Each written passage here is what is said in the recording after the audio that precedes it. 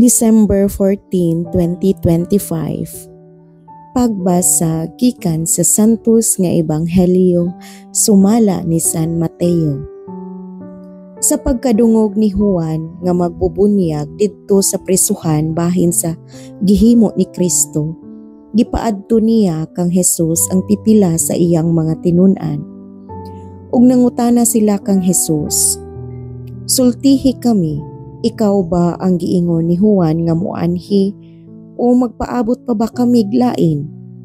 Si Hesus mitubag, "Pamauli kamo og suginli si Juan sa inyong nadungog og nakita.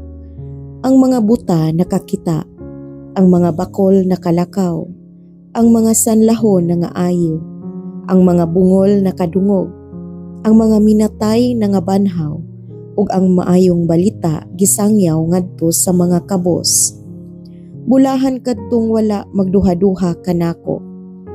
Samtang na mauli ang tinun-an ni Juan, si Hesus miingon sa mga tawo mahitungod kang Juan, "Sa pag-adto ninyo kang Juan didto sa dapit nga awaaw, unsay buot ninyong makita? Bugang ba nga gipilay-pilay sa hangin? Unsa ba gayod ang inyong giadto aron tan-awon? Usa ba ka tawo nga luhog pamisti? Ang mga tawo nga nagbistig sama niini atua magpuyo sa mga palasyo. Sultihi ako, unsa man gayod ang inyong gipaabot nga makita? Propeta ba?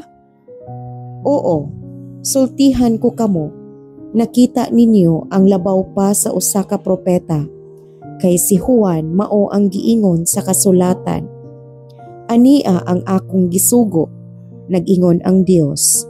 Ipadala ko siya una kanimo aron andamo niya ang dalan alang kanimo. Hinumdumi kini, wala pay tawo nga sama ni Juan nga magbubunyag.